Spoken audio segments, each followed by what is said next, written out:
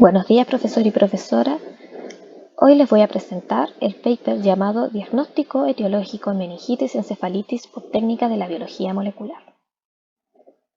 Esta investigación está basada en la etiología, es decir, el estudio de las causas que provocan la meningitis y la encefalitis, ya que los signos de fiebre en conjunto con los trastornos neurológicos siguen causando un conflicto para el diagnóstico de estas enfermedades, ya que los síntomas mencionados anteriormente son muy parecidos. Es por esto que es fundamental diferenciar si la infección es viral o proveniente de bacterias. Este estudio se enfoca en complementar el diagnóstico de microbiología convencional con la biología molecular, para acercarse más a las etiologías de manera más específica, más rápida, producto de lo difícil que es hacer un cultivo para los virus, dada su lentitud y bajo rendimiento, y además por múltiples factores o antecedentes que pueden influir en los resultados, como por ejemplo un paciente que esté consumiendo antibióticos, se esté medicando con antibióticos, esto podría influir mucho en los resultados. Las enfermedades de meningitis y encefalitis virales poseen tanto un tratamiento como un pronóstico bastante diferente entre ellas. Se han descrito diversos virus que podrían provocar tanto la meningitis como encefalitis, y los que serán estudiados principalmente son enterovirus, virus herpes simplex 1 y 2, virus herpes humano 6, virus de Epstein-Barr, el citomegalovirus y el virus varicela zoster. El objetivo es incorporar fuertemente la biología molecular a las enfermedades de los diagnósticos difíciles, que son difíciles de diagnosticar, dado por su rapidez, sensibilidad y eficacia, y que no necesitan un agente viable, pero sí requiere de una ficha clínica completa y de una sospecha segura de lo que causa la enfermedad. En el Hospital Luis Calvo Maquena de Santiago se realizó un estudio entre el 1 de marzo del 2011 y el 30 de marzo del 2012, en la cual se solicitó estudiar a pacientes pediátricos entre 0 a 14 años que fueran tanto inmunocompetentes, inmunosuprimidos o también que tuvieran meningitis de inicio intrahospitalario. También es importante considerar de estos pacientes es que todos tenían síntomas como la fiebre, signos neurológicos y alteraciones en el líquido cefalorraquídeo. También se excluyeron pacientes con daño neurológico severo, válvulas derivativas o traumatismo encefalocraniano, dado la importancia del daño que tenían. Aquí tenemos un flujograma de trabajo, o de cómo se llevó este estudio. Como aquí dice, flujograma de manejo de las muestras de líquido cefalorraquídeo con niños con sospecha de meningitis o meningoencefalitis. Lo primero que se hizo fue, se reunieron los criterios. Se tuvieron la sospecha, la ficha clínica, etc. Luego le tomaron a todo una muestra de líquido cefalorraquídeo, la cual pasó por 3 exámenes de laboratorio, por exámenes citoquímicos, microbiológicos y de biología molecular. El examen de microbiología estuvieron las muestras a 4 grados Celsius.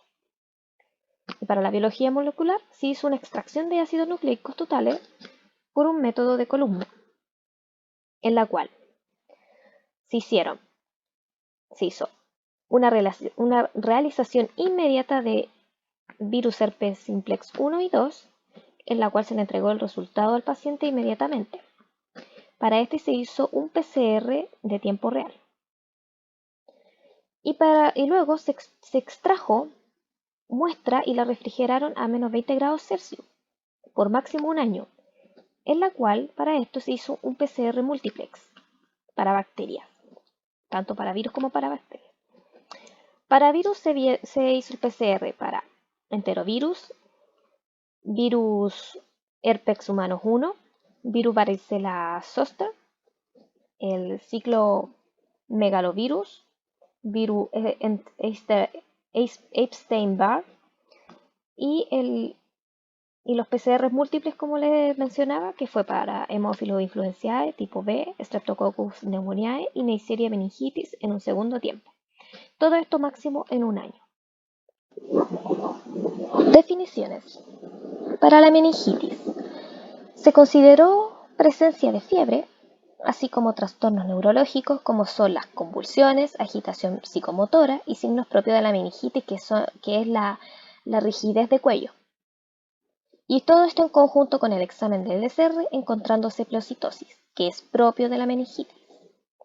También se definió meningitis aséptica como el síndrome caracterizado por inicio agudo de síntomas meningios, fiebre y pleocitosis en el LCR, con cultivos bacteriológicos estériles.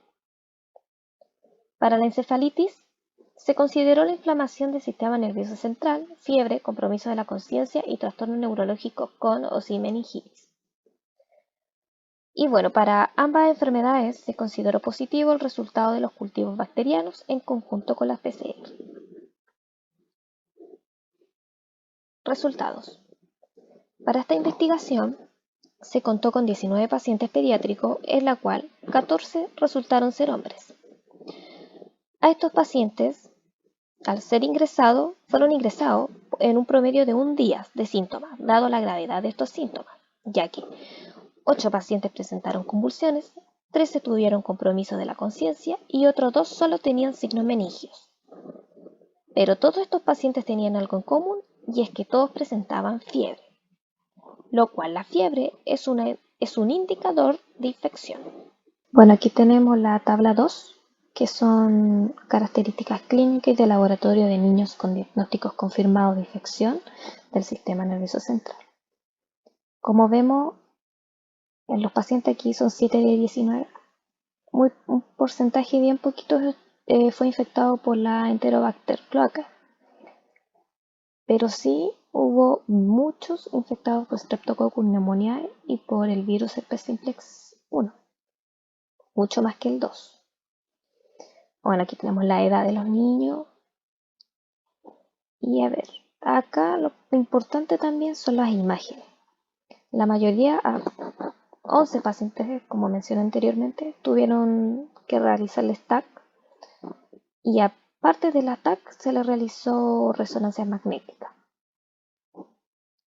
Entonces aquí vemos una tabla con todas las especificaciones más definidas de cómo fue el proceso de diagnóstico para estos niños.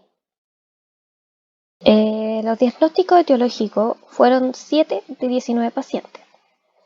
2 pacientes de 19 también fueron positivos por microbiología convencional, siendo un 10%. 7 de 19 pacientes dieron positivo en biología molecular, el 37%. Y 2 de 19 pacientes que fueron positivos a la microbiología convencional, se encontró un paciente que dio positivo a Streptococcus pneumoniae y un paciente con Enterobacter cloaca. Para la técnica del PCR multiplex, donde se ve a Haemophilus influenzae, Streptococcus pneumoniae, Neisseria meningitis, se encontró que 3 pacientes son positivos para Streptococcus pneumoniae. El primer caso coincidió con el aislamiento del Streptococcus pneumoniae en el microcultivo. En cambio, los otros 2 solamente confirmaron la sospecha. 2 pacientes que tuvieron cultivo de LCR negativo, uno dio positivo para Streptococcus pneumoniae con test de aglutinación en látex, siendo este otro método de diagnóstico. Para los PCR en tiempo real, que fueron para los virus, los resultados fueron: 4 pacientes se confirmó la sospecha etiológica para el sistema nervioso central, en la cual 2 fueron positivos para el virus herpes simplex 1 y 1 para virus varicela zoster. Es importante también mencionar que hubo un caso de líquido cefalorraquídeo positivo para el virus herpes humano 6, pero a su vez también fue positivo para Streptococcus pneumoniae, en conjunto con el PCR, lo cual este diagnóstico sigue en discusión. La evolución de los pacientes. Los pacientes estuvieron hospitalizados en una media de 10 días, como podemos ver acá. 14 pacientes recibieron antibióticos por media de 5 días, en las cuales tuvieron cefalosporinas, vancomicina, penicilinas o ampicilinas, donde están los días de antibióticos, como podemos ver acá, en esta tabla. Ningún paciente con PCR negativo para el virus herpes simplex recibió tratamiento con aciclovir por 21 días, a excepción de 2 pacientes que fueron positivos para el virus herpes simplex en el LSR. Aquí también 10 pacientes recibieron antivirales por una media de 4 días. Acá, antivirales.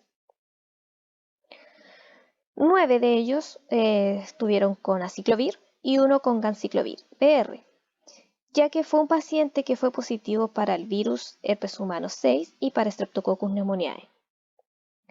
También 11 pacientes recibieron exámenes de imagenología, que están acá, imágenes, en la cual 11 pacientes pasaron por TAC, que sería la tomografía axial computarizada, en la cual se observó que la primera semana de evolución, en la cual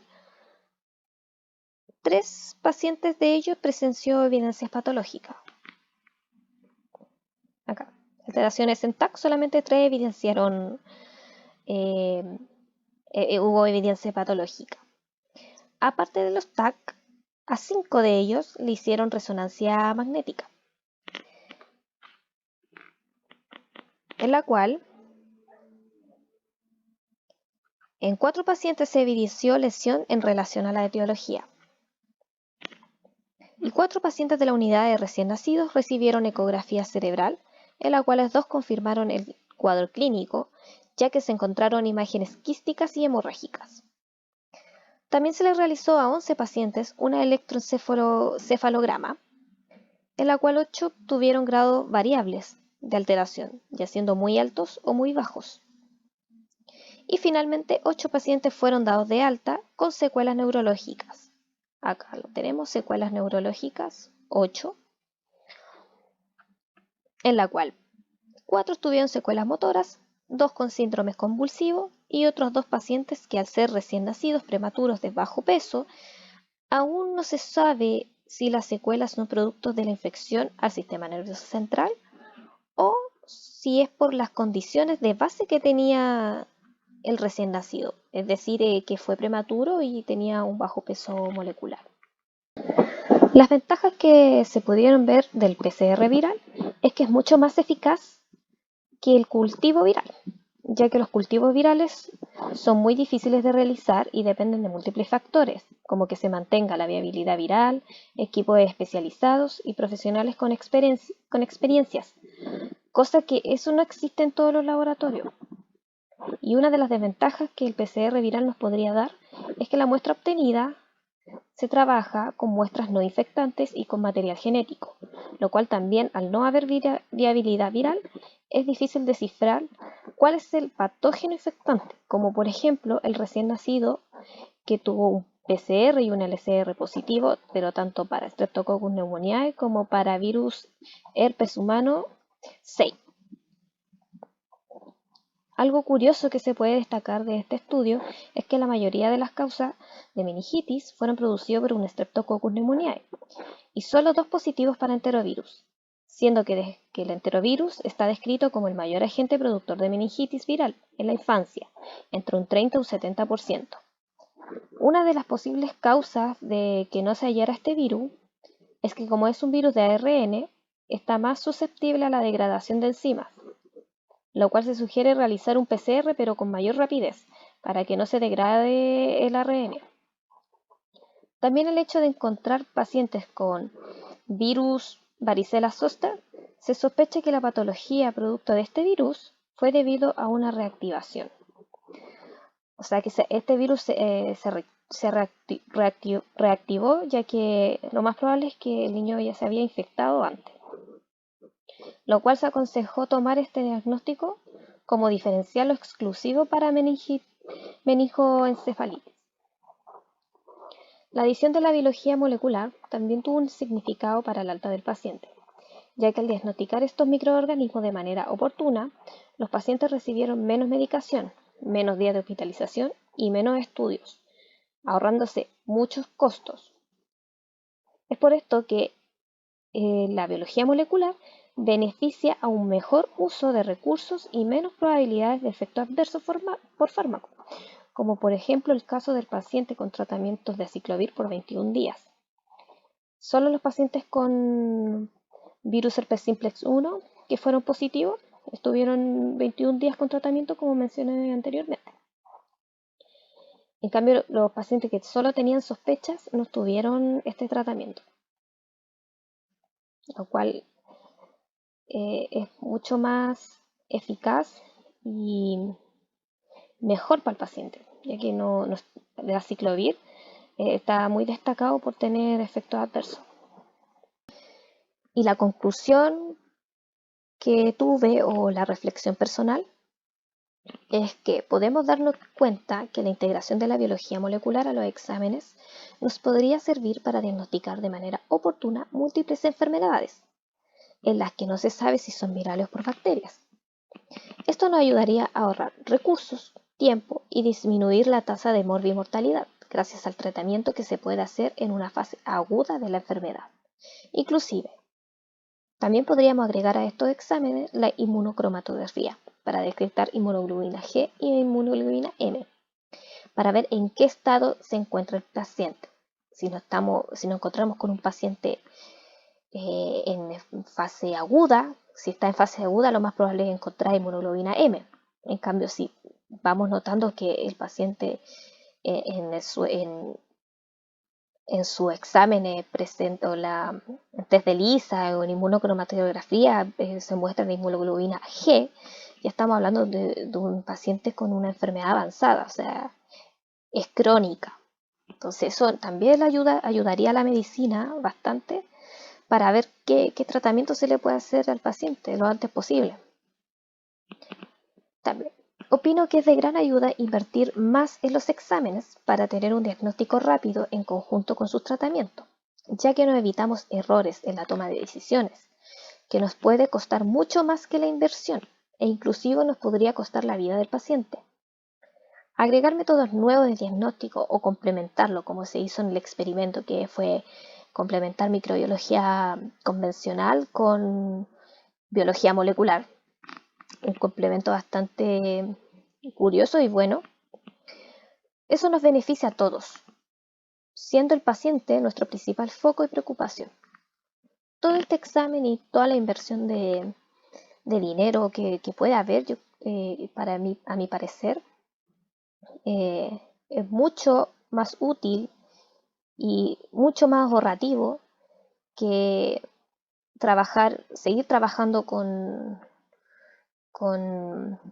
materiales básicos, y eso ya conlleva tener un tratamiento mucho más caro, mucho más prolongado, que el paciente se someta a tratamientos mucho más invasivos, o a que el paciente esté consumiendo antibióticos, antivirales o medicamentos por mucho tiempo, y que al final el estado de alta o el diagnóstico de alta cada vez se aplace más.